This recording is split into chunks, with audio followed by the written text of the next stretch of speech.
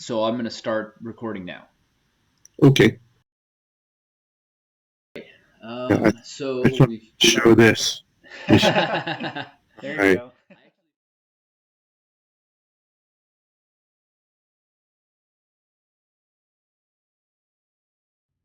September 13th, 1985, Vandenberg Air Force Base, California.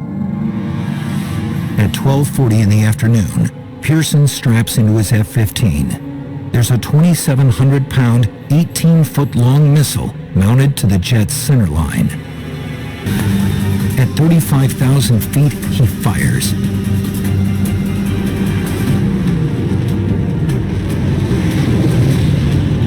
An infrared homing device on the rocket guides it as it heads into the sky.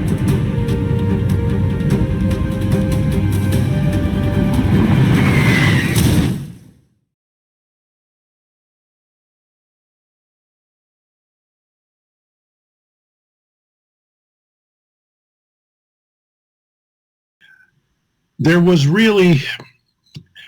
a problem. Congress wasn't really thrilled with us testing the warhead against objects in space. We had done that in September of '85, and they said no more hitting stuff in space. And the Air Force leadership wanted to prove the system could work so we could field it operationally.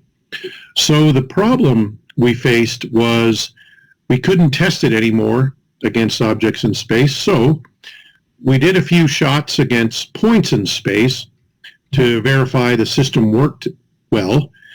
And then the question was, well, what if we took the test assets of the test program and tried to go faster, tried to employ it in a what-if scenario? Is what if you had to take the test missiles, test warheads, and the aircraft and personnel, go faster, and be a potentially lethal if needed.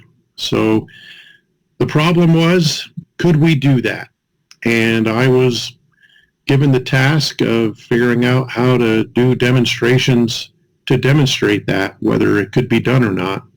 And that was a challenge. So the problem became the challenge.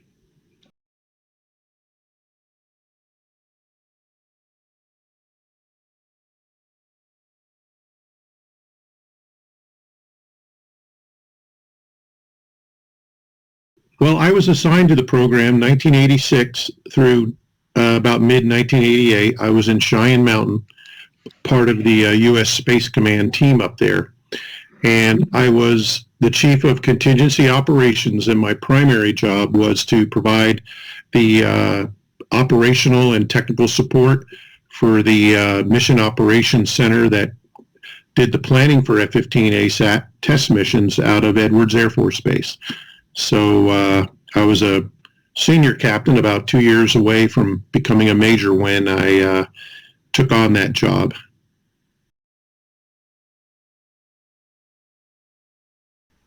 Well, our first test was to see if we could connect up from a command and control perspective. So that was demonstration one.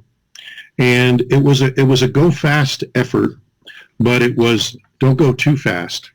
And we just made sure that we in the mountain could connect with the people in Washington, D.C., and also out at Edwards and anywhere else, people supporting us.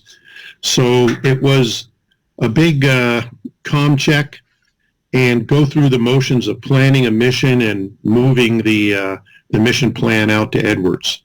So that was demonstration one.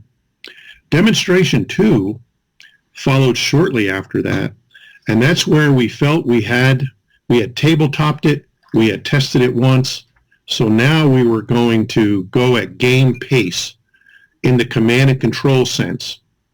In demonstration two, we got the competence to now, in demonstration three, bring in the aircraft, the missiles, the crew members, and see if we could turn the hardware as fast. That went well.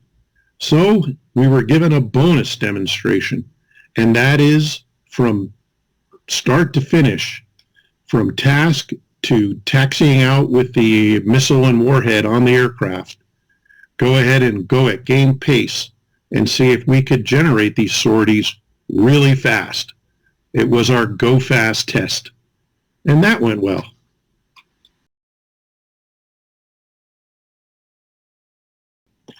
I was fortunate to have 2 and then later 3 first lieutenants on my team that were handling the astrodynamic support, the orbit safety, the getting the data to the Mission Operations Center. And they were engineers, but they were checked out as operators, and they were can-do all the way.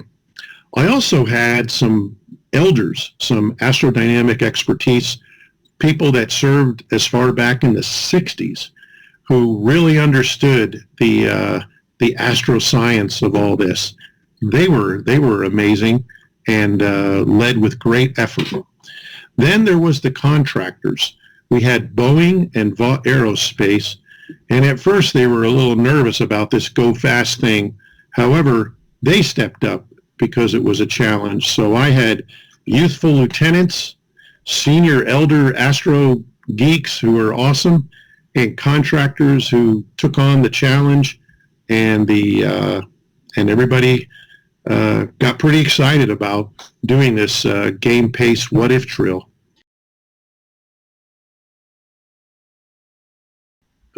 The followership aspect of what I did was one of just over communicating with them.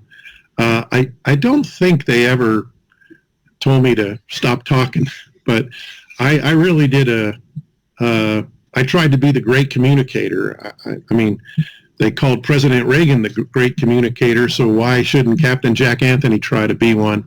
And I really let them know what we were doing and where we were pushing hard.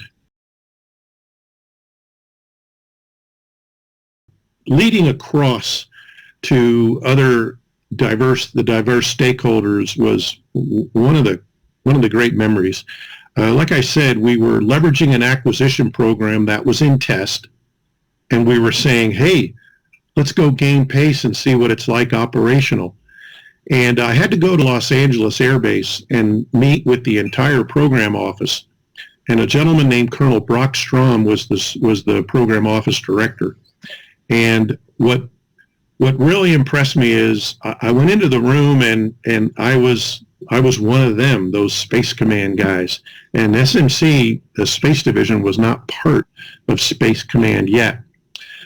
And before I could get up and talk, Colonel Strom got up and said, we have a rep from Space Command. They want to test this system like we never imagined. We got to get behind them. This is a national goal. And I went from, oh my gosh, these folks are going to eat me alive, to, wow, these guys are getting on board, and it's starting at the top. After the program was canceled in March of 1988, it just folded up, and we bundled up what we knew, and that was it. However, in my Air Force journey, and even in my contractor journey after 2004 when I retired, people would ask about it. Some would say, why'd you stop? Well, the program was canceled. And some would ask, what did you learn? And I think what we learned that comes up now and then is a diverse group of acquisition, test, and ops people can go fast. I think today it's happening out at Schriever Air Force Base and other space projects down at Kirtland Air Force Base.